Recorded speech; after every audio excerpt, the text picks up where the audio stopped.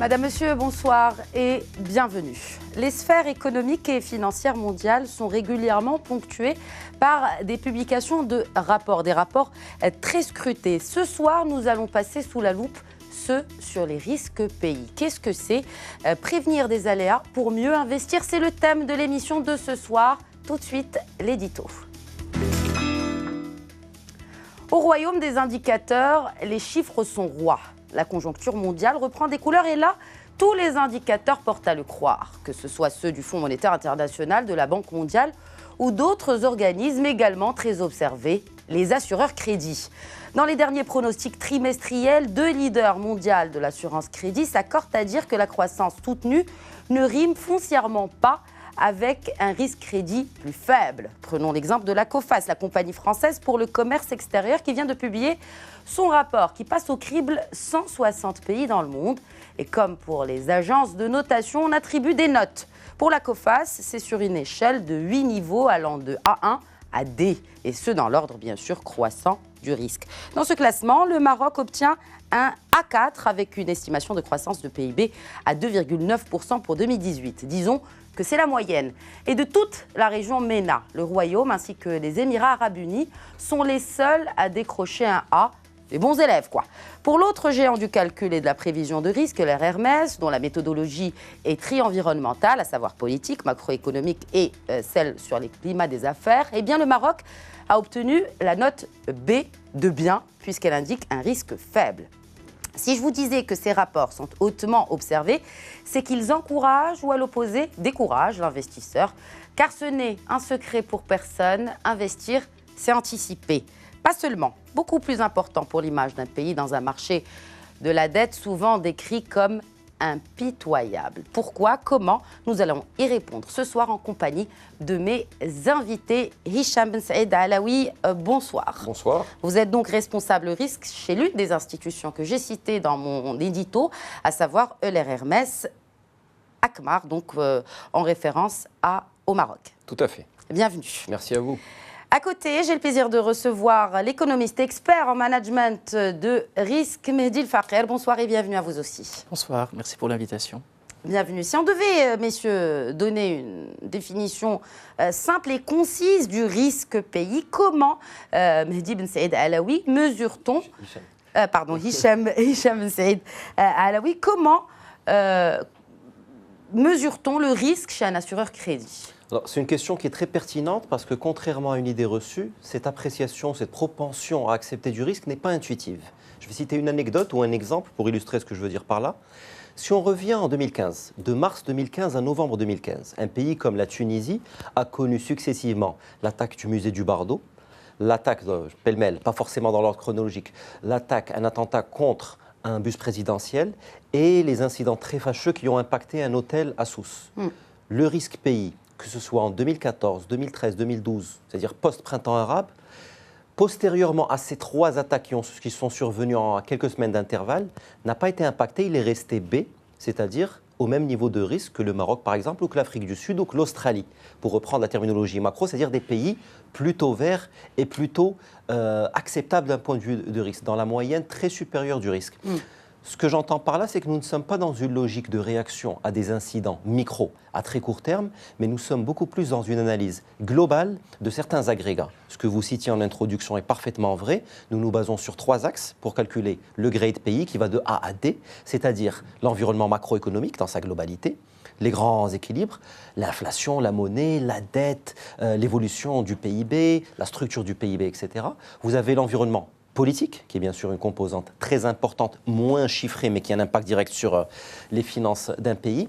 Et vous avez ce qu'on appelle l'environnement des affaires ou le doing business. Ça, c'est ce qui va conditionner la lettre. C'est-à-dire de A, qui étant exceptionnel, comme les États-Unis, comme la France par exemple, à D, étant les pays les plus risqués. Et puis, vous avez des chiffres qui, là, vont être conditionnés par 2 grandeurs majeures. La première étant les caractéristiques conjoncturelles d'un pays, c'est-à-dire un pays peut être impacté par une faible facture pluviométrique, comme ça a été le cas du Maroc, peut être en 2016 en l'occurrence. Tout à fait, par une loi de finances un peu moins avantageuse, mais qui n'a pas vocation à être prolongée, à être prorogée. Ça, c'est pour les indicateurs cycliques.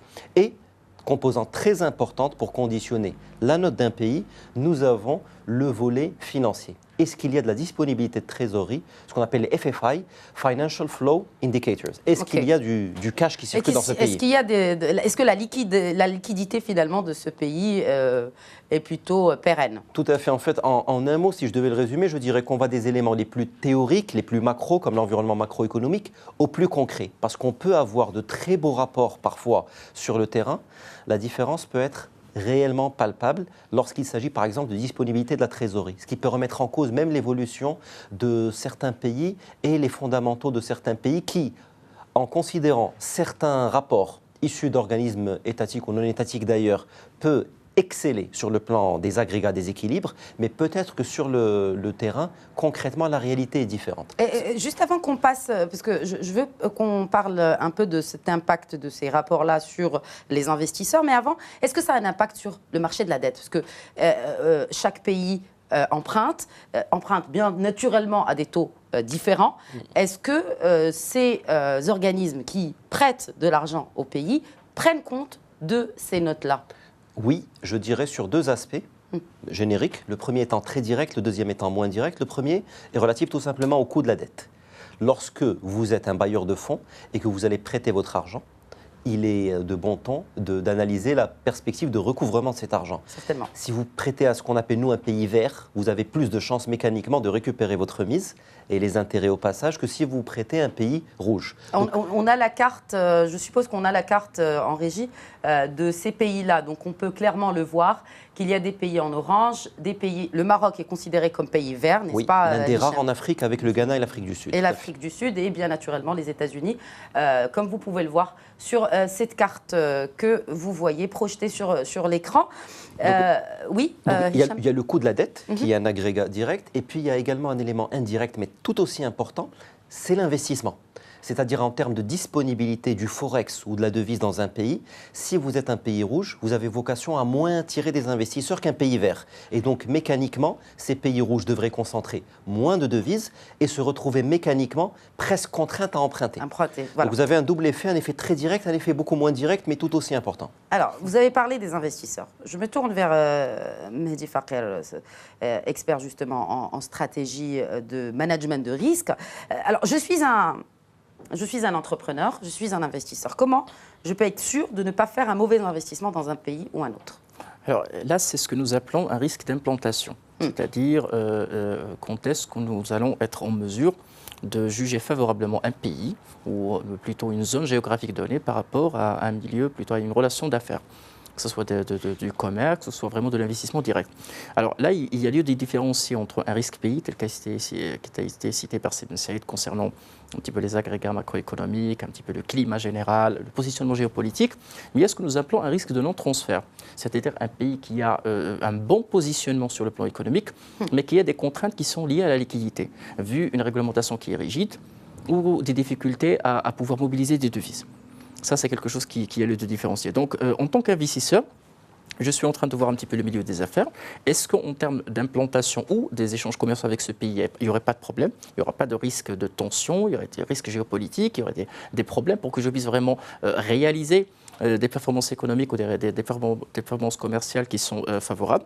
Mais il y a aussi l'aspect lié, bien sûr, au recouvrement des créances. D'accord. Donc là, effectivement, est-ce que le milieu d'affaires de ce pays-là, il permet, grâce à une réglementation qui est rigoureuse, à des mécanismes de recouvrement qui sont rodés, où il est, à récupérer la mise en cas de problème. Donc, d'un point de vue vraiment microéconomique, une entreprise chercherait à se dire, est-ce que l'environnement général de ce pays, pour un business donné, pour une relation d'affaires donnée, est favorable ou pas? Est-ce qu'ils le font, justement, les entrepreneurs ou futurs entrepreneurs? Parce que le risque est très important. Si on ne prend pas de risque, on ne peut pas investir. Absolument. Aujourd'hui, c'est une réalité. Alors, pour des entreprises d'une certaine taille, oui, il y a tout un travail de fond qui se fait à l'occasion du due diligence, des audits d'acquisition. Il y a un volet, bien sûr, qui concerne les cibles, mais il y a aussi un environnement, plutôt un volet qui concerne un petit peu le climat macroéconomique.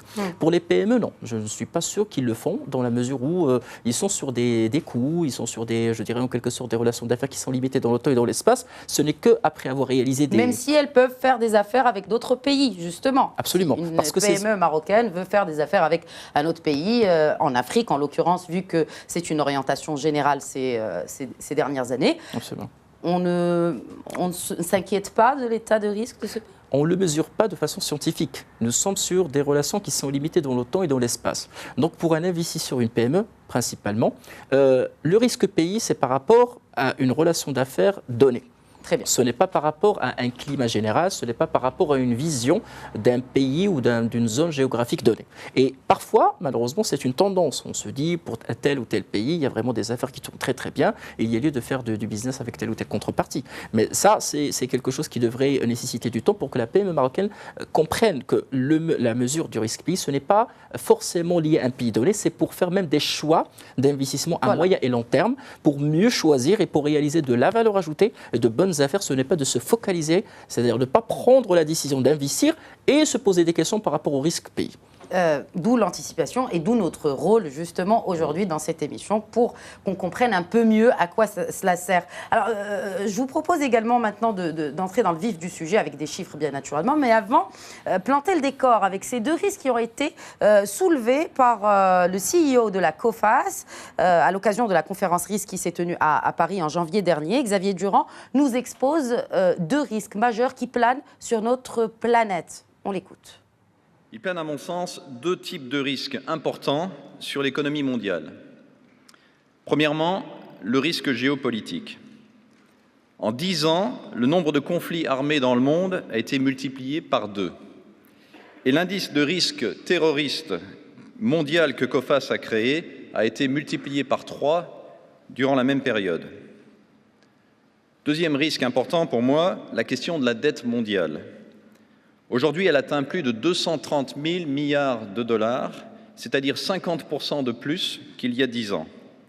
Finalement, quand on prend du recul, après la dernière crise, les politiques monétaires accommodantes des banques centrales ont permis de remettre la croissance sur des rails, mais au prix d'un accroissement spectaculaire de la dette. Alors, la croissance est certainement a certainement repris, et certainement sur les rails, comme pour reprendre l'expression de Xavier Durand. Et justement, les chiffres en témoignent. En 2017, 12 pays auront été en récession, soit 2 fois moins qu'en 2016. La croissance mondiale particulièrement soutenue. On prévoit une croissance mondiale de 3,7%, toujours selon les chiffres de la COFAS, une croissance donc soutenue également pour l'investissement. Les cours des principales matières premières, très importantes pour les investisseurs, seront orientées à la hausse. Et puis, nous y viendrons également sur l'évolution de ce nombre d'entreprises en 2017, moins 7% en zone euro et moins 5% aux États-Unis. Donc, de manière générale, parlons d'abord de cette situation mondiale. Des réactions, messieurs. Et tout d'abord, Hicham Ben Saïd Alaoui, si, la COFAS est-elle un peu la concurrent ou complémentaire par rapport à l'RMS. Mais on s'accorde à croire que pour les deux institutions, que les prévisions sont bonnes, mais qu'il y a certains risques. Tout à fait. Je partage parfaitement l'analyse qui a été faite. Je peux citer un autre indice, qui est l'indice, par exemple, LRMS, qui a quelques jours ou quelques semaines maintenant, au titre des défaillances d'entreprises. Très bien. Je peux citer, par exemple, qu'en 2017, les défaillances d'entreprises ont cru de 1%. Et qu'en 2018, nous anticipons une baisse, pour la première fois depuis une dizaine d'années, au niveau mondial des défaillances d'entreprises. Certes, avec quelques champions, au sens un peu ironique du terme, dont le Maroc, la Chine et la Grande-Bretagne, malheureusement. Mais nous avons effectivement constaté, ne serait-ce qu'en termes de défaillances d'entreprises, bien évidemment un tassement, et on sent bien que certains pays sont en train de rentrer dans l'ordre. Deuxième constat majeur, nous avons beaucoup de corrections au niveau de certains pays, et là je vais citer quelques exemples caractéristiques. Nous avons la Côte d'Ivoire qui est en train de digérer, avec beaucoup de guillemets, ces années de post-guerre civile, d'où l'upgrade, l'amélioration de sa note par LRMS. Nous avons au même titre que cela l'Égypte qui est également en train de digérer sa transition et qui a été améliorée en termes de notation de C3 à C2 par nos soins. Nous pouvons également citer le cas de la Russie qui est en train de digérer, avec beaucoup de guillemets, son sujet d'embargo, qui est en train d'être géré en bonne intelligence au niveau mondial. Et nous avons le cas un peu particulier de la Tunisie, en rappelant que la Tunisie, à l'époque, n'avait pas été downgradée. C'est l'exemple que je citais en disant que nous avons quand même constaté un certain nombre d'éléments très défavorables, même d'un point de vue sécuritaire en Tunisie, mais que nous n'avons pas dégradé la note du pays. Pourtant, la situation a changé en Tunisie. Oui. Donc, est-ce qu'on reste... je voulais vraiment qu'on parle de manière générale dans le monde. Nous allons revenir à l'Afrique et à notre région plus tard. Quand on parle d'éléments mondiaux, on a la Chine. Et on le sait, il y a cette expression qui dit quand la Chine éternue, l'Asie tremble et le monde s'enrhume, dit-on. Jusqu'à quel point cette hypothèse est-elle vraie, Mehdi Fakher? Il est incontournable, c'est-à-dire de dire que la Chine aujourd'hui, c'est un acteur majeur de l'économie mondiale. C'est-à-dire, si vous voyez même le volume bien sûr, des échanges commerciaux qui sont établis avec un peu l'ensemble des pays du monde, vous allez trouver que la Chine est la vraie force commerciale, proprement dit, dans la mesure où vraiment c'est un pays qui tient sa force et qui tient sa puissance sur des éléments qui sont purement économiques, hein, pas forcément géopolitiques. Et la Chine, elle est tellement importante, parce que nous avons parlé de la dette, que c'est les Chinois qui rachètent les dettes. C'est vraiment le coussin de sécurité n'est autre que le matelas chinois qui est en train de racheter, de ramasser les dettes souveraines un peu partout dans le monde et qui permet de donner de l'assurance aux investisseurs et aux différentes économies pour qu'ils puissent évoluer. Il suffit maintenant de voir les chiffres qui sont en train de grimper concernant un petit peu la part de la dette plutôt de l'actionnaire et de l'investisseur chinois sur les dettes souveraines de pas mal d'autres pays, et notamment les États-Unis. Donc aujourd'hui, le ralentissement de la croissance en Chine inquiète vraiment. Et ceci est dû pas aux performances économiques de la Chine, mais à un élément qu'il faut en tenir compte et qui, je crois, qui a été cité par M. Durand, c'est les changements, je dirais, sur le plan structure de certaines économies. La Chine, dans un premier temps, était un pays exportateur, avec un modèle économique qui ne dépendait pas de la consommation intérieure. Aujourd'hui, la Chine doit avant satisfaire la consommation intérieure qui a beaucoup évolué parce que nous avons vu l'émergence d'une classe moyenne très consommatrice, très exigeante avant de pouvoir exporter. Ce qui a créé un problème de fond pour les Chinois qui ne sont plus en mesure de suivre cette mouvante, cette évolution. D'où un changement stratégique qui peut vraiment changer la donne aussi, c'est que les Chinois sont en train un petit peu de partir s'implanter là où il y a des marchés. Le cas de Smart City au Maroc. Et aussi s'implanter pour une main-d'œuvre moins chère que la main-d'œuvre chinoise. Absolument, qui commence à devenir trop cher, anormalement cher même. Et n'oublions pas aujourd'hui que même les Chinois, ils ont une autre logique économique qui est un peu particulière et atypique, notamment en matière de sécurité alimentaire. Ils investissent là où ils ne font que exporter pour eux-mêmes. C'est-à-dire c'est un mouvement, je dirais en quelque sorte, c'est des flux économiques qui ne sont pas forte valeur ajoutée. C'est-à-dire lorsque la Chine aujourd'hui décide de louer des terres ou des vastes domaines un peu en Afrique, en Australie, au Canada, pour assurer la sécurité alimentaire de la Chine, c'est une manière pour sécuriser l'évolution, je dirais, de son économie sans avoir de valeur ajoutée sur le plan international. Ceci dit, il y a pas mal de données qui sont en train de changer aujourd'hui, qui font en sorte que la croissance mondiale est malheureusement je dirais en quelque sorte, il est impacté par des incertitudes qui sont de plus en plus difficiles à modéliser, de plus en plus difficiles à prévoir. Le Moyen-Orient aujourd'hui, c'est la poudrière. Qu'on le veut pas. Les évolutions sont en train de partir dans tous les sens. Et du jour au lendemain, il y aurait vraiment, un chamboulement sur le plan international s'il y aurait un simple conflit direct entre des puissances, que ce soit des puissances régionales ou des puissances à l'international. Donc aujourd'hui, ce risque souverain, ces évolutions et cette incertitude qui concerne la Chine, entre autres, et puis l'endettement, et je suis entièrement d'accord, l'endettement, c'est vraiment ce spectre qui plane sur la croissance. Beaucoup de pays risqueraient d'être du jour au lendemain bloqués. Complètement bloqué. Quelques exemples, Mehdi Fakher, pour qu'on comprenne un peu mieux. Les États-Unis, en l'occurrence. Les États-Unis aujourd'hui, le risque numéro 1 sur le plan économique, c'est l'endettement de l'État américain. Moi, j'ai lu un jour que, c'est des calculs qui ont été faits, c'est que les États-Unis sont en train de payer, de rembourser la dette qui a été contractée lors de la guerre des étoiles, du temps de Reagan. L'endettement est devenu astronomique, monstrueux, et qui pose un grand problème. Le cas de la Grèce, il fallait que la Grèce soit une partie partant de la zone euro et que la Chine intervient pour racheter quand même une partie de la dette souveraine pour donner de l'assurance. Beaucoup de pays, je suis entièrement d'accord, sont en train de faire de la croissance économique, mais sur des sables mouvants. Le voisin algérien, en l'occurrence, c'est la planche à billets. C'est la planche à billets qu'a utilisé les États-Unis aussi et qui se retrouve un peu dans un cercle vicieux. Oui. Hicham Ben Saïd Alaoui. Moi, je partage l'opinion, mais je rajouterai quelque chose quand même sur l'exemple chinois. L'exemple chinois est d'ailleurs un sujet qui a été anticipé par nos soins il y a de cela une quinzaine ou une vingtaine d'années. C'est ce qu'on appelle basiquement une crise de croissance économique. C'est-à-dire vous avez un phénomène de rattrapage d'un pays qui a tous les fondements, même historiques, culturels, macroéconomiques, d'un grand, mais qui était un peu un géant endormi. Lorsqu'il y a eu ce phénomène de rattrapage, matérialisé très basiquement par une politique volontariste de grands travaux, tout cela a induit des investissements très conséquents, dont beaucoup d'entreprises satellites ont presque bénéficié artificiellement ou presque accessoirement. C'est-à-dire il y avait de la croissance, il y avait un cercle vertueux de croissance. Beaucoup d'entreprises en ont bénéficié. Il y a eu des effets collatéraux. Désolé, je m'exprime en jargon financier très péjoratif, mais c'est la réalité. Des dégâts collatéraux positifs d'un point de vue social, c'est-à-dire l'allongement de l'espérance de vie, de meilleures conditions de vie, qui font que maintenant, la Chine, en ayant rattrapé son retard de croissance, c'est comme si vous étiez relativement petit de taille jusqu'à l'âge de 17 ans et vous gagnez 40 cm d'un coup. Ouais. Ça crée des crises de croissance. Là maintenant, la Chine, en ayant rattrapé son retard, quelle est la situation factuelle de ce pays? C'est un pays où il y a eu beaucoup de capacités installées pour rattraper le retard, mais qui maintenant deviennent presque caduques. Ces mêmes capacités installées ont généré des surstocks qui ont été, dans des années de croissance mondiale inclusive, pu être exportés dans un certain nombre de pays, notamment en Afrique. Quand la croissance économique mondiale s'en est ressentie, il y avait subitement moins de débouchés. Vous avez de plus en plus de Chinois âgés qu'il faut soigner, qu'il faut distraire.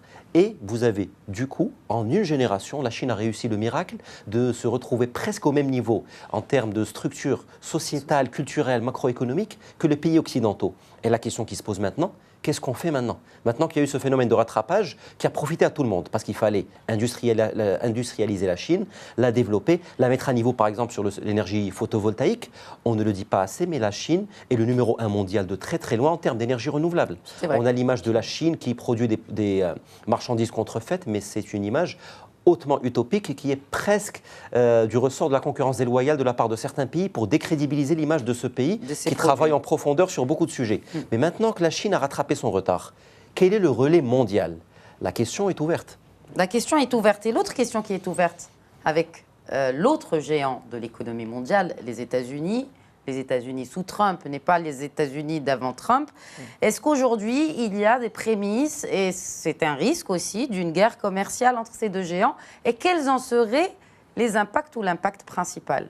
Des prémices d'une guerre commerciale, je ne pense pas. Il y a en tout cas la matérialisation, et c'est d'un point de vue économique, mais même politique, quelque chose de très positif, la matérialisation du diagnostic. C'est-à-dire nous reconnaissons qu'il y a un problème, il y a une sorte de trêve à l'hypocrisie entre les grandes puissances. Il y a une situation de récession mondiale. La situation commence à se stabiliser aujourd'hui, même si la croissance que vous souleviez des prix des matières premières n'est pas forcément un indicateur positif, parce qu'il ne faut pas... Oui, bien sûr. Certainement, si les matières premières repartent à la hausse, outre pour les pays qui les produisent, pour les pays qui les importent et pour les industries, en l'occurrence, ça pose problème. Et puis l'histoire même récente nous a appris que la frontière entre la reprise économique et la spéculation était très ténue, pour ne pas dire invisible. On a réellement peur, nous, en tant qu'organisation, d'une reprise à la hausse, mais purement spéculative, des cours de certaines marchandises, ce qui peut augurer d'une chute du niveau de ce qui s'est produit il y a une dizaine d'années. Donc là, au moins, ça a le mérite de la clarté. Et ça, s'il y a bien quelque chose qu'on ne peut pas reprocher à Donald Trump, c'est la clarté. Il y a reconnaissance d'un problème, d'une problématique, qu'il essaie de tackle, pour prendre l'expression américaine, très frontalement, en disant, il y a un problème, maintenant, nous allons faire des économies, nous allons rogner dans les fonds tiroirs. Là où il y avait des débats, de la permissivité ou des gentleman agreements, maintenant il y en aura moins. Nous sommes dans une situation de récession, donc de raréfaction des ressources disponibles. C'est chacun pour soi et Dieu pour tous, et il n'y a pas de petites économies. C'est le message très clair qu'envoie Donald Trump, mais ça ne répond toujours pas à ma problématique de base. Quel relais de croissance? À ce stade, il y en a très peu. Nous n'avons toujours pas identifié les relais de croissance post-industrialisation, post-mine par exemple, quand il y avait la tertiarisation, la théorie du déversement d'Alfred Sauvy, il y avait des théories très lisibles. Aujourd'hui, quel est le relais? La digitalisation peut-être. Est-ce que l'ubérisation il y a le numérique aussi qui se pointe comme solution justement pour amoindrir les risques, ou en tout cas pour prendre des risques ou rendre des risques en opportunité. Mais excusez-moi, très rapidement, juste quand je vois qu'il nous reste très peu de temps pour la première partie, et j'aimerais faire réagir. Avant de céder la parole à Stéphane, quand je vois des GAFA tourner à quelques dizaines d'employés, est-ce que l'ubérisation, la digitalisation est un réel relais de croissance?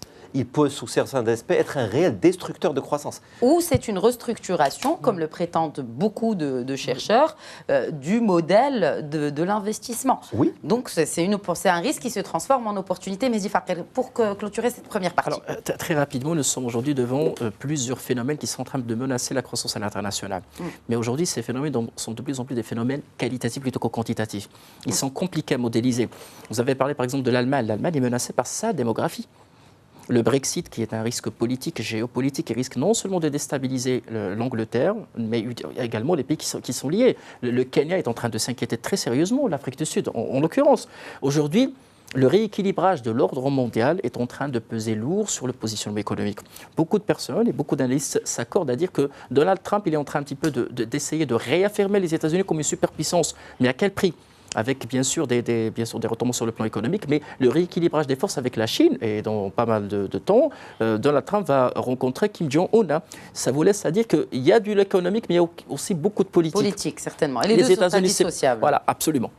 Donc, alors, vous avez cité le modèle kényan, vous avez cité aussi l'Afrique du Sud, et j'aimerais justement qu'on prenne une courte pause de publicité pour qu'on revienne et qu'on parle justement de ces exemples africains qui font exception et dont le risque s'affaiblit et dont la croissance part à la hausse. Retrouvez-nous dans quelques instants. À tout de suite. Madame, Monsieur, bonsoir et bienvenue à ceux qui nous rejoignent. Vous regardez Éco-Débat que nous consacrons ce soir au risque pays, à cet indicateur très scruté par les investisseurs, par les marchés et puis par tous les économistes du monde entier. Alors avant la pause, nous évoquions cet aspect du risque, mais d'une manière mondiale. Qu'est-ce qui pèse sur notre économie mondiale aujourd'hui ? À présent, nous allons nous intéresser, zoomer sur notre continent. Selon Euler Hermes, eh bien, pour le premier trimestre, beaucoup de pays africains ont amélioré leurs notes, à savoir le Ghana, la Côte d'Ivoire et l'Égypte. Et au contraire, le cabinet a dégradé certains pays de notre région MENA, à savoir l'Algérie et la Tunisie. Je me tourne vers le représentant de l'ère Hermès Akmar, Hicham Ben Saïd Alaoui. Pourquoi certains pays, vous l'aviez évoqué en début d'émission, mais plus particulièrement, si on prend l'exemple du Ghana, la Côte d'Ivoire, pourquoi la Côte d'Ivoire aujourd'hui représente un risque plus faible, sachant qu'elle sort d'une crise d'abord politique et sécuritaire très grave? Très juste. La réponse pour moi est dans la question. C'est pour ça que je splitterai ou je dissocierai deux catégories de pays qui ont été améliorés ou upgradés, pour faire une terminologie très anglo-saxonne. Vous avez d'un côté la Côte d'Ivoire et l'Égypte. Ce sont des pays qui ont digéré des phases un peu critiques dans leur histoire. La phase de guerre civile, si on peut utiliser le terme, il n'est pas usurpé parce qu'il y a quand même eu des dizaines de morts dans le pays. Il y a eu des générations historiques de Libanais, de Français qui ont péri et qui se sentent autant ivoiriennes que libanaises ou françaises notamment. Nous estimons que près d'une décennie plus tard, le temps passe très vite, il est temps maintenant de tourner la page et que les fondamentaux de ce pays, qui entre-temps a entrepris des réformes structurelles d'un point de vue économique, qui a le mérite de la stabilité politique et qui maintenant est revenu à des standards de sécurité géostratégique très acceptables, pour ne pas dire au-dessus de la moyenne de la région, a été amélioré. Pareil pour l'Égypte, qui semble avoir digéré sa transition et fait le deuil de son passé, notamment, c'est Farrell parlait de quelque chose qui n'est pas du ressort de l'économique, qui peut être du ressort du culturel ou du social, la fin du procès de l'ancien président Moubarak pouvant marquer très symboliquement la fin d'une période. C'est-à-dire nous tournons véritablement la page, nous pouvons faire le deuil des dizaines de décès pendant la présidence du Moubarak et par la suite, et réellement passer à autre chose sans forcément augurer d'éléments très conjoncturels. C'est-à-dire la récente élection avec des scores très impressionnants du président Sisi ne viendra pas forcément impacter le scoring ou l'amélioration de la notation de ces pays qui sont plus dans un phénomène de rattrapage qu'autre chose. Le Ghana, qui est le troisième pays africain qui a été amélioré de par notre classification, c'est tout autre chose. C'est un pays anglo-saxon, mais basé dans une région du continent qui est très francophone. C'est un pays qui, en soi, a les qualités de beaucoup d'anciennes puissances coloniales. Il a beaucoup de rigueur, il a beaucoup de structuration. C'est un des rares pays africains qui, dès les années 60, était à 100% d'alphabétisation. Petite anecdote, c'est un pays anglo-saxon dans l'âme, mais où les voitures roulent à droite. C'est-à-dire qu'il y a une forte ouverture d'esprit, les gens sont cosmopolites, l'économie est très diversifiée. La crise minière, par exemple, parce qu'il y avait beaucoup de mines d'or, notamment dans le pays, semble également derrière nous avec le renchérissement des prix. On peut citer quelques compagnies, mais sans forcément faire référence à des noms, sud-africaines ou australiennes, des juniors minières qui sous-traitent dans le pays. Donc vous avez une reprise de l'activité minière, vous avez des fondamentaux de ces pays qui sont très louables, vous avez un gouvernement nouvellement installé il y a quelques mois. Beaucoup de ministres. Beaucoup de ministres, tout Ça à a fait. été critiqué par rapport au président Nana Akufo, qu'il a pris presque une... Enfin, si on compte les ministres et les secrétaires d'État, on approche la centaine, si je ne m'abuse. C'est beaucoup de ministres c'est et beaucoup de ministres. et beaucoup d'exigences. Puisque comme les Marocains, au sens de portefeuille ministériel, sont beaucoup plus répartis que dans d'autres pays, les exigences sont très très fortes dans un pays comme le Ghana. Parce qu'on leur dit, vous avez les prérogatives de 30% d'un ministère dans un autre pays. Là, c'est zéro tolérance, tant d'un point de vue de gouvernance que d'un point de vue d'exemplarité. Donc pour nous, c'est un pays qui retrouve sa place naturelle, à savoir un pays vert, au sens du Maroc, et au sens de certains pays structurellement très bien notés en Afrique. Et qui a vu l'élection récemment. Je pense que l'élection du nouveau président a eu beaucoup d'impact justement sur cette restructuration de son économie. Non, alors on a parlé de l'exemple de la Côte d'Ivoire, on a parlé de l'exemple du Ghana, de l'Égypte bien sûr. Parlons à présent des notes qui ont été dégradées. Et là, en l'occurrence, je parle dans notre région.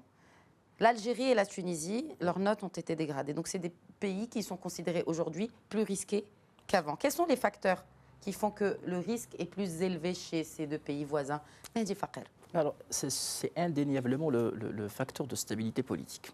Vous savez qu'aujourd'hui, en Tunisie, il y a un consensus sur le parti Nida Tounes qui fait en sorte que M. Beji Essebsi, c'est un homme de consensus. Et qu'aujourd'hui, il n'y a pas encore une stabilisation de la carte politique de ce pays-là. Très bien. Et il y a même un conflit qui vient d'être qui s'est éclaté récemment avec, bien sûr, et là c'est une page qui vient de tourner, cette instance de conciliation qui a été à laquelle on a mis fin du jour au lendemain. C'est-à-dire, il y a vraiment un conflit qui fait en sorte que le pays aujourd'hui est devant les prémices d'une crise politique grave. En cas d'absence de l'homme de consensus qui est M. Beji Essebsi. Donc aujourd'hui, il y a également des problèmes qui sont aussi liés à la marge de manœuvre de l'actuel Premier ministre, qui est un technocrate, M. Chahed. Ce qui fait que ce facteur d'instabilité politique fait en sorte... C'est le fait qu'il ait été nommé Absolument. En tant que technocrate, c'est justement pour sortir un peu de cet emmêlement politique qui impacte l'économie. Absolument. Mais finalement, ça n'a pas d'impact. Absolument, parce qu'il y a un équilibre qui est silencieux. Il y a vraiment une entente qui est silencieuse. Il y a un gentleman agreement, mais qui est condamné dès le début à ne pas durer. Ces facteurs d'instabilité politique font en sorte que les investisseurs, ils gardent le sceptique. Ils ne voient pas encore vraiment le bout du tunnel pour la Tunisie, d'un point de vue politique et géopolitique, pour qu'ils puissent vraiment se prononcer sur le caractère en quelque sorte attractif d'une économie qui serait prometteuse. Donc les ingrédients d'une économie prometteuse sont là, mais l'instabilité politique pour le cas de la Tunisie comme pour le cas de l'Algérie, parce qu'il y a certainement, et vous le savez très bien, un problème de relève, il y a également des tensions sociales qui sont en train un petit peu de peser sur le pays, il y a une dépendance qui est structurelle et difficilement surmontable des hydrocarbures avec une crise au niveau des prix à l'international. Et le sentiment que l'économie algérienne, d'ailleurs c'est plutôt le rapport de la Banque mondiale, il est, je dirais entre parenthèses, il est alarmant sur la perspective de cette économie et qui se dit aujourd'hui que l'Algérie n'arrive pas à s'émanciper de cette dépendance, il n'arrive pas à trouver un modèle politique et économique pour qu'il puisse vraiment envisager un vrai changement. Ces incertitudes sur le plan, je dirais, politico-politique font en sorte que ces deux pays, malheureusement, ils sont encore au stand-by et qu'il faut un changement majeur, substantiel, pour que nous puissions imaginer un changement socio-économique et économique par la suite. Ce qui fait aujourd'hui que c'est des pays qui ont été dégradés compte tenu de ces facteurs d'instabilité qui continuent d'être des facteurs qui sont persistants jusqu'à nouvel ordre. Alors, on parle de facteurs et on parle de secteurs et on parle aussi de milieu des affaires. Donc, c'est l'un des piliers de la méthodologie de la RMS pour établir son scoring, comme vous dites. Et on remarque que, par exemple, l'Algérie détient la pire note dans ce classement. En tout cas, un C pour son milieu des affaires, contre un B en Côte d'Ivoire, par exemple. L'Égypte, B et C. Tunisie, un B quand même. Donc, malgré tout ce qui a été cité par Mehdi Fakher, la Tunisie, quand même, maintient un milieu des affaires qui reste relativement sain. Beaucoup de choses très très justes ont été dites d'ailleurs par Fakher autant que par vous. Je rajouterai juste un complément qui permet de répondre un peu plus précisément à la question. Les cas tunisiens et algériens sont extrêmement différents, quoique distants de quelques kilomètres. C'est des pays frontaliers et la différence est très marquée. Dans le cas de l'Algérie, vous avez un pays qui est un des plus gros exportateurs, ou du moins producteurs de pétrole et de gaz surtout, dans le monde, dont 99% des exportations reposent sur les hydrocarbures. Ça veut dire que c'est une rente très importante, mais ça veut dire également qu'il n'y a pas eu suffisamment de diversification au-delà de cette rente. Donc, effet direct, quasiment binaire, le tarissement des cours du pétrole depuis bientôt 4 ans a un impact immédiat sur tous les agrégats du pays. Les déficits jumeaux, l'inflation, la dette privée du pays, la dette publique. Vous avez des effets dominos sur la structure du pays qui, et ça me permet de répondre un peu plus précisément à la question, ne trouve pas de relais. Parce que parmi les relais potentiels de croissance, a fortiori dans un pays dont la devise décroche, c'est-à-dire où le dinar algérien perd beaucoup de valeur, ça devient subitement une très grande opportunité d'investissement ou d'exportation. Effectivement. Sauf que malheureusement, l'Algérie a assez faiblement diversifié son offre exportable. C'est pour ça que je parlais de 99% de l'offre exportable concentrée dans les hydrocarbures. Et pire que cela, qui met des barrières à l'entrée d'un autre temps pour les investisseurs, puisque vous avez l'obligation, en tant qu'investisseur, de céder au moins 51% du capital à un acteur algérien. On peut penser à des majors internationales, des sodas ou des choses très concrètes, des chaînes de fast-food par exemple, obligées de s'appeler, sans citer la marque, / un opérateur local. C'est contre leur ADN et le manque à gagner pour eux est tellement marginal par rapport à leur ego économique au-delà de ces aspects. Donc vous avez un pays qui dépend de la manne pétrolière, qui ne s'est pas suffisamment diversifié pour booster son offre exportable, qui met des barrières à l'entrée, presque révolues culturellement, pour avoir des relais de croissance en interne, sachant... Notamment pour les importations. Il y a, tout juste, hein, ça vient de tomber, il vient de lever encore ces interdictions d'importation, notamment sur des matières premières, et sur des matières premières qui sont importantes à la consommation locale, notamment des matières alimentaires, tout simplement. Vous savez, quand les temps sont durs et les temps le sont, moi je l'analyse de manière très froide et très rationnelle. Vous avez un pays qui subitement voit sa manne en termes de devises se rétrécir. Il y a plusieurs réponses et aucune n'est fausse, aucune n'est juste à 100%. Parmi ces réponses, c'est les capital restrictions, c'est-à-dire on importe moins pour avoir moins à sortir de la devise du pays parce que techniquement, il y en a moins. Ça peut être une solution lorsque vous avez une économie suffisamment développée pour satisfaire aux besoins de la population, ce qui malheureusement n'est pas forcément le cas. Donc ça peut se traduire par ces éléments-là. Le Ghana, par exemple, ou l'Angola, il y a quelques années, avait fait de même. Ça ne saurait être une stratégie d'un pays, stratégie économique. Ça peut être une mesure transitoire pour quelques semaines, quelques mois.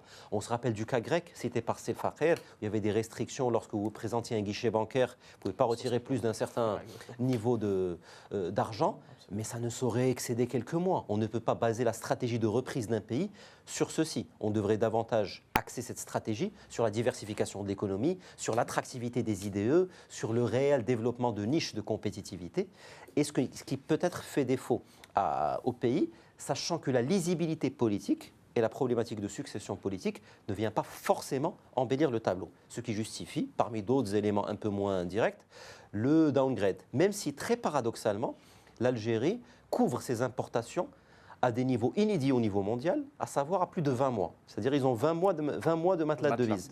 Ce qui me permet de faire la transition avec la Tunisie, qui, elle, a moins de 3 mois. 3 mois, oui. Moins de 3 mois, vous êtes presque en situation de cessation de paiement à l'international. Exact. D'où les alarmes, les alertes du FMI. Du FMI, on peut citer des cas très concrets.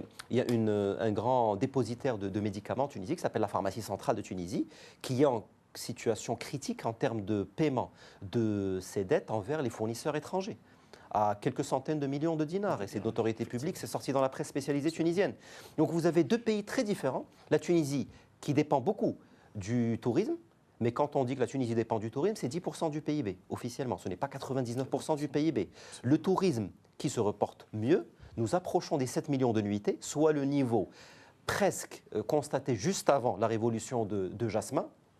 Mais toujours est-il que c'est un secteur tellement fragile. Demain, il peut y avoir un attentat dans un pays voisin. Vous savez comment les amalgames peuvent être faits par un touriste russe, américain, qui va dire bon, les Arabes ou les Africains ont des problèmes et qui va subitement annuler, ou des tours opérateurs français. Le modèle de croissance tunisien est basé sur le tourisme. Le tourisme est un secteur extrêmement fragile. Il était basé sur les IDE, mais là, le voisin marocain a très bien joué la carte de sa stabilité versus l'instabilité du pays pendant une période donnée. Et nous avons attiré dans une stratégie drivée par le ministère de l'Industrie, du Commerce et de l'économie numérique beaucoup d'investissements qui, en temps normal, étaient dévolus à la Tunisie. Question d'infrastructure, question d'éducation de la population, de qualification. Nous avons également, et c'est peut-être, ça contribue à certains downgrades, ça veut également dire que le Maroc a excellemment joué sa carte et a profité d'une situation, et l'économie est faite d'opportunités, sans se gausser des malheurs des autres, mais nous avons su tirer notre épingle du jeu. C'est intéressant que vous ayez fait la transition, Hicham Ben Saïd, justement pour parler du cas du Maroc. Et vous parlez d'investissement. Alors avant qu'on aille pour voir les chiffres de la COFAS, mais également de l'Air Hermès pour le risque pays Maroc, Mehdi Fakher, pourquoi on remarque quand même qu'il y a une baisse des IDE? Les derniers chiffres de l'Office d'échange relèvent une baisse d'une vingtaine de pourcents, 24% des IDE pour ce premier trimestre. Comment on peut parler d'un pays qui a bien joué sa carte, d'un pays dont le risque est faible, qui a tous les ingrédients, comme le citait Hicham Ben Saïd, et le prouve en tout cas les agrégats dont nous disposons, comment ce pays-là manque encore à attirer des investisseurs? Aujourd'hui, nous avons une offre exportable, nous avons une offre d'investissement qui est très intéressante sur des sujets, sur je dirais en quelque sorte des secteurs qui sont donnés. Si nous n'arrivons pas à inscrire cette attractivité je dirais dans la durabilité et dans le temps, nous allons avoir un problème parce que rapidement, ça sera une tendance d'investissement qui va s'essouffler très rapidement. Pourquoi? Parce qu'il n'y a pas assez de diversification, c'est ce que vous dites? Absolument. Donc il faut absolument que nous parlons concret. Nous avons pu attirer l'écrasante majorité des investisseurs et des opérateurs qui sont concentrés sur deux gros secteurs qui sont l'aéronautique et le secteur plutôt de l'industrie automobile qui nous intéresse le plus. Oui. Mais il est temps d'aller sur d'autres secteurs. Ou il est aussi temps, et c'est le plus important également, d'aller sur plus d'intégration sur le plan industriel pour pouvoir en quelque sorte ramener et encore attirer plus d'investisseurs. Aujourd'hui, nous sommes sur une tendance qui malheureusement commence à s'essouffler. Il faut qu'on en tienne compte. Il y a bien sûr un travail, comme l'a si bien dit qui est extraordinaire de la part du ministère de tutelle dans le cadre du plan d'accélération industrielle, mais il est temps aussi de diversifier et d'aller sur autre chose pour que nous puissions vraiment continuer à surfer sur cette belle vague. Cela d'un côté. D'un autre côté, nous avons une problématique majeure qui est une problématique de modèle économique. Nous remarquons aujourd'hui que notre modèle économique est en train de s'essouffler parce qu'il est basé sur la consommation intérieure. Le discours de Sa Majesté du 13 octobre était très clair. Il faut refondre le modèle de développement dans son ensemble. Il y a un pilier économique, donc la refonte du modèle économique, pour que nous puissions passer d'un modèle basé sur une agriculture elle-même dépendante d'une pluviométrie imprévisible vers un vrai modèle économique industriel basé sur la valeur ajoutée exportable. Et ça, il y a tout un travail. Lorsque je dis l'export, ce n'est pas que sur des secteurs. C'est un export. C'est pas que les tomates. Voilà, dans l'ensemble, c'est vraiment... C'est vraiment pour caricaturer. Une frappe, que nous soyons une force de frappe sur le plan export à l'international. Deuxièmement, il y a, et ça, il faut qu'on en parle, parce qu'on parle aussi du risque pays, c'est le pilier sociétal. C'est le projet de société qui se doit être basé sur les valeurs de la citoyenneté, la valeur de la productivité, pour que nous soyons encore plus attractifs. Mais ce n'est pas une utopie, ce que vous êtes en train de dire, parce que là, en exposant ainsi ces idées et ces remarques, on a l'impression que, voilà, on dit que c'est un projet sociétal, on parle d'un modèle de développement économique. Absolument. Beaucoup de réflexions ont été menées dans ce sens, mais absolument. Concrètement, qu'est-ce qu'il faut faire, ne serait-ce qu'à court terme? Moi, je vais vraiment, je dirais, simplifier les choses. Nous voulons une économie inclusive. Nous devrions prendre soin du social, c'est aussi simple. Chose qui est aussi très importante à mon humble avis, sur laquelle insistent beaucoup vraiment les rapports à l'international, c'est également la dette. Oui. L'endettement risquerait d'être insoutenable. Nous sommes sur un chiffre de 65% du PIB qui est en train vraiment de nous inquiéter. Alors il faut absolument reprendre, consolider les efforts sur le plan budgétaire pour éviter un risque qui place sur les finances publiques. Vous avez évoqué ces risques. Selon la COFAS, les perspectives économiques peuvent être marquées par quelques fragilités. Je note cette remarque, en tout cas, de la COFAS. Le contexte politique peut connaître des tensions et l'environnement des affaires peut présenter des lacunes significatives. Alors, aujourd'hui, nous sommes devant une réalité, c'est qu'il faut commencer d'abord par repenser ce modèle sociétal avant de repenser un modèle économique. Vous, en tant que cabinet assureur crédit, est-ce que aujourd'hui, la question de la dette et la question justement de ces tensions, de ces risques de tension, peut-elle peser sur le Maroc pour la notation de l'année prochaine, par exemple? Alors, tout est une question de perspective. Si on prend les chiffres de manière froide, le niveau d'endettement du pays, selon qu'on inclut la dette du Trésor public, l'ensemble des engagements sécurisés par l'État, notamment ceux des SA, des sociétés anonymes publiques et des offices, demeure grosso modo autour des 80%, ce qui est loin d'être choquant dans un contexte mondial, ce qui est beaucoup mieux que ce que fait par exemple la France ou les États-Unis. Ça reste très bon. Mais pourquoi je parlais de question de perspective? Tout dépend de l'investissement dévolu à cet endettement. Et là, s'ouvrent plusieurs portes qui ne sont pas toutes du ressort économique. La dette en soi ne me dérange pas tant qu'elle n'est pas inscrite dans une surenchère politique avec peut-être certains partis qui ont une vision à très court terme en se disant de toute façon, on est là pour quelques années, nous allons faire des investissements cosmétiques, quitte à faire couler ou laisser filer la dette, comme aiment tant à le dire les économistes, et nos prédécesseurs essaieront de gérer ce qui peut l'être géré. On n'a pas envie de vivre un cas de SNCF bis, avec un président français par exemple, qui cherche à corriger un État structurel, mais que lui-même a hérité, et subitement tout le monde lui tombe dessus. Alors que c'était beaucoup plus facile d'un point de vue politique de ne pas avoir justement le courage de s'atteler à réformer les retraites ou la SNCF. Donc tout dépend de la perspective où a été investi l'argent. Je pense que jusqu'à présent, si on a un calcul très très basique, on se dit qu'a gagné le pays sur les 10 dernières années. Alors justement, qu'a gagné le pays sur les 10 dernières années? Il y a les points forts qui ont été soulevés par la même étude. Il y a bien sûr, comme on ne le répétera jamais assez, le positionnement géographique favorable à proximité du marché européen, mais pas seulement le marché africain, sur lequel nous nous ouvrons. Il y a une intégration croissante à ce marché africain, stabilité politique et engagement de réforme. Mais ce n'est pas assez.